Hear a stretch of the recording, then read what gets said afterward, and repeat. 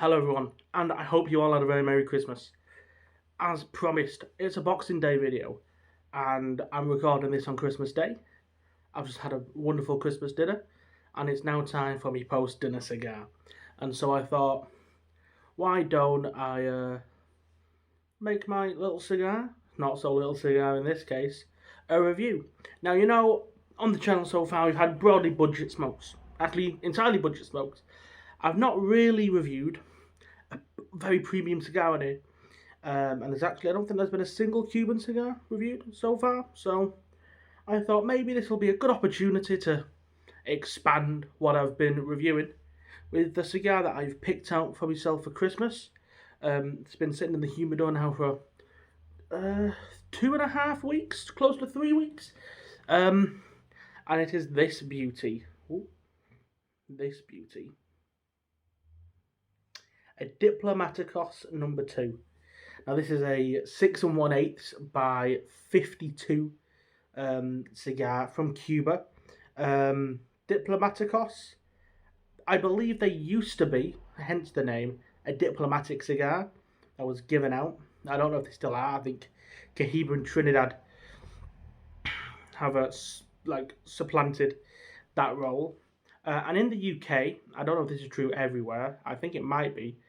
Their only main production cigar is this one, a No. 2. And it is one of the probably most affordable No. 2s on the market. This one I picked up from GQ for £31.50. You can get my local tobacconist, sells it for 35. Cigars, it's 40, but I think you shop about, you can find these for £35 or under in a lot of places, which is a big Cuban cigar with the size 6 1/8 by 52. I've had a bit to drink, so if I slur a word, if I miss something, that's why. But it's Christmas. We're being merry. I've got me pint of stout right here. I've had a bit to drink already, so. But we're gonna get this cut, get this lit, and I'll tell you. How it is. I'll tell you how it is. Well, I don't know how structured this review is gonna be. I don't know why I'm going to get through, whether I'll come back in the thirds or whatever. I've not decided yet, but I wanted to make this video, so bottoms up, and we'll get the cigar cut and we'll get the cigar lit. Lovely stuff. So obviously Cuban cigar, so it's a Cuban puro, as you would imagine. With it being a torpedo, we can cut it how we want. I've got my straight cutter, but I do actually want a what's it called cut on this? A V cut. So let me just get my V cutter. I'm gonna stand up. You're gonna see me walk around. Da da da da da da da da da. Hello. I keep my V cutter on my keys. This is a Firebird brand V cutter.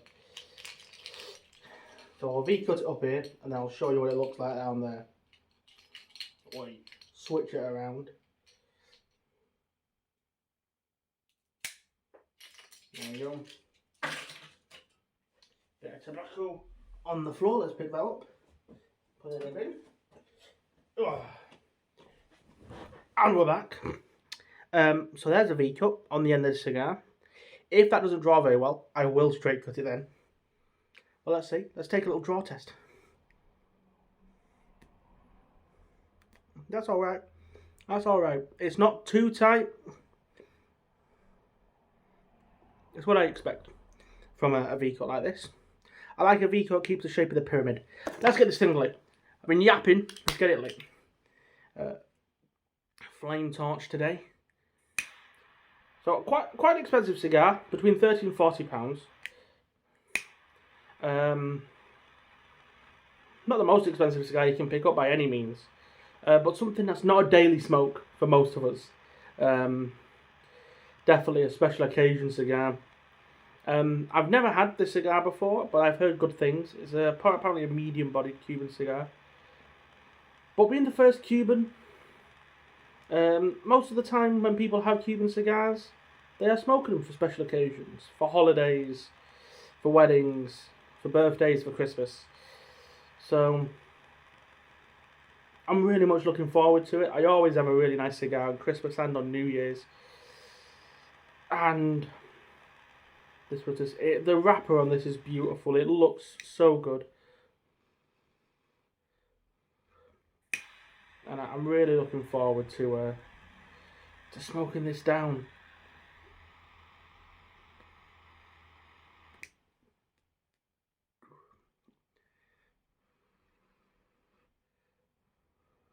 We are lit.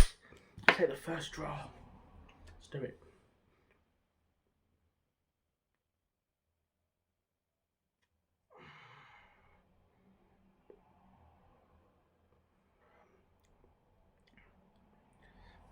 That is lovely. Really nice. Really nice. Initial flavour off that. Sweet and nutty. Nice woodiness to it. That very traditional Cuban flavour. It's something to do with their soil, and you can taste it in the cigar from the first light.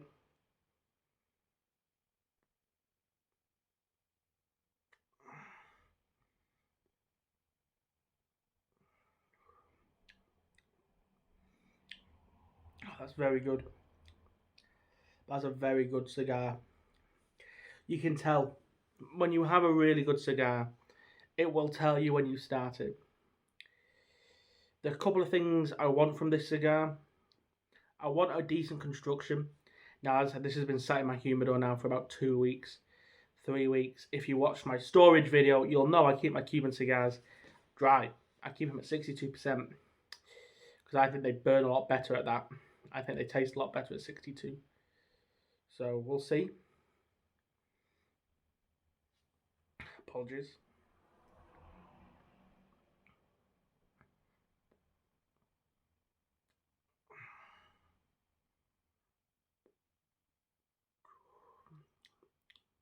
Yeah. So far, just great sweetness, great Cuban twang. There's kind of like an earthiness, like a sweet earthiness, a nice nuttiness. Really, really nice. I don't know when I'm going to come back and say, oh, we're back. This is what the cigar's like. Maybe when we're maybe into the second third, past the first third, whenever there's a major transition. But I'll see you then. Stick around. And we're back. The construction on this has been amazing. Cuban cigars, not known for having good construction. If you've smoked Cubans multiple times, you'll know. But look at the ash on that. Look how it's stacked up. The burn, a little bit of a ridge on one side, but it's burning fine. We're probably just getting into the second, like just past the first third now, getting into that second. Flavour-wise, it's been excellent. It's just been a really nice, solid, medium-bodied Cuban smoke.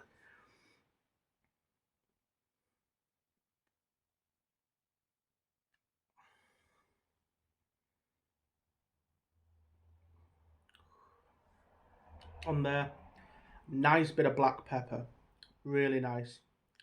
On the retro ale there, really nice bit of black pepper. Nice tobacco sweetness, nice earthiness. Lovely, lovely Cuban flavour. In terms of Cuban cigars, I'm not a big fan of Monte Cristos because I find Monte Cristos tend to have a lot of spice. This has just a little bit and it's pushed out yet more on the retrohale. So if you don't want that extra spice, you don't need to retrohale. On the normal non-retrohaled puff though,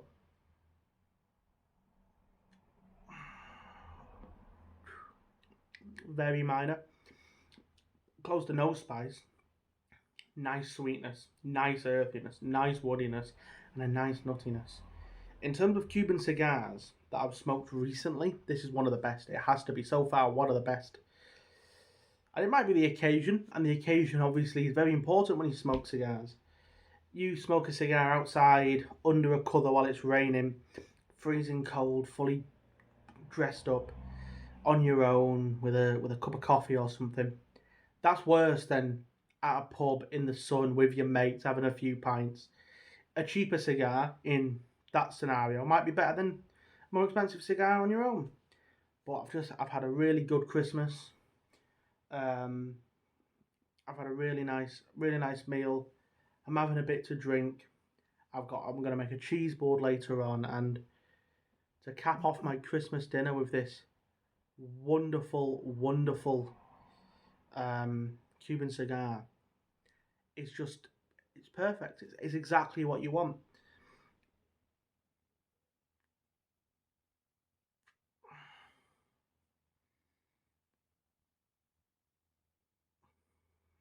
Really good. Then it gets kind of like a syrupy sweetness when you retrohale along with that pepper. It's wonderful. Um, I'm gonna come back probably when we're near to the band. Oh, you can't see it. Probably when we're down to about here where the band is. So we're gonna smoke through that entire second third, and then I'll come back at the end of the cigar and I'll give you my thoughts. In terms of number twos I've smoked as well, I've never had the Monty number two. Um, I need to smoke a Monty number two. I do know this. I've had a Romeo Bellicoso before, but I've not had many of the number twos. I've never had the Cohiba Pyramid, but I don't rate Cohiba cigars generally. Really nice medium bodied Cuban cigar so far. So I'll come back when we're past the second third and I'll let you know how it is. Keep on watching. And we are back at the end of this cigar now. I mean, there's probably about another 15 minutes left to be fair. A couple of minor construction issues. I'm just going to tap the ash off and take the band off and then top it back up. It's been a wonderful smoke. It's been a really good cigar. And I mean, you're hoping that, aren't you? You're hoping that when you go and you spend your hard-earned money on a cigar that's 30, 35, 40 pounds, that it's a good cigar. That's the minimum you ask for, right? There is the band. Quite a nice band. I think it's quite old school, but it's still quite nice. When you spend your hard-earned money on an expensive cigar, you're wanting that cigar to be good. And obviously, there's a little bit of a mental element where if you spend a decent amount of money on a cigar, you kind of will it into existence to be good in a way that, like, even if it's mediocre, you kind of think, oh, it's a good cigar. I don't think that happens until you get up to the really expensive stuff. I've had some very expensive cigars. I had a Cohiba Esplendidos. Now, luckily, I didn't pay for it. So, because I didn't pay for it, it wasn't too bad. Now, that said, it was a nice cigar. It was a nice cigar. I would never pay £100 for that cigar, though. It's just not worth it. I've had some £60, £70 cigars. I've had the Churchill Paul Arignaga, the Grand Britannica, the Britannica Extra. No, not the Britannica Extra. What's it called? It was the October 2023. It was released in October 2023 or November 2023. Regional edition for the UK. Cigar, Churchill size Paul Arignaga. That was a very nice cigar. £70, I think, for like a one-off cigar that you might smoke once a month or once a year. That's okay. I think once a month, twice a month, I think once every couple of months, spending £30+ on a cigar is okay. If you're getting value for that. I think this represents really good value. I review a lot of budget cigars. I review cigarillos. I review a lot of the times cheaper ends of spirits. I'm not going to be reviewing 30, 40, 50, £60 cigars very often. Because generally they're not worth the money you pay for them. For me, if you want a really good quality, upper end smoke, a special occasion, a couple of times a month smoke, you don't even need to spend £35 on a cigar. You can spend, £20, £25, even down to £15, £18. This morning I had a Gurkha cigar. Just a second. Oh, bloody hell. Apologies. I had a Gurkha cigar. It was a Gurkha 30th anniversary Toro. Gone for Christmas. My girlfriend got me for Christmas. Really nice cigar. That tin cost me £72. That's how much you paid for them. I had a look, £72. You can see them for about 90 online, but they cost between 14, 15, and £20 a cigar. And that's a big cigar, and it was nice. And for something that you're going to have a couple of times a month, that's all you need. And then you can have budget cigars in between that. For something a bit more special, 30 to 40, I'd go maybe to 50 at a push. You know? And then very occasionally, a couple of times a year, I might splash out and spend £50+ on a cigar. Something that's limited edition or really high quality to try it. The thing is, I want to try the Trinidad Cabildos. They're coming out in mass release in boxes of 25. Start next year, early next year. I think they're going to be between 80 and £100 a cigar. Now that's a Trinidad, one of me, really good brand, really good cigars. Those cigars, it probably won't be worth that money. But to try something that's going to be released in limited edition, that's rare, sometimes it doesn't have to, you're paying a little bit more, even if it's not particularly worth that value-wise. To try it and to smoke it, and if it's a really good cigar, it will be worth it. Of course it will, especially if you smoke it in good company and all that. So to find a cigar that, I think if I paid £50 for this cigar, I still think it would have been worth it. Value-wise, just because of how good it's been. It's burnt very well. The construction's been excellent. It's a beautiful cigar to look at. You know, the wrapper's really nice, and the flavour. We're down to the final third here, and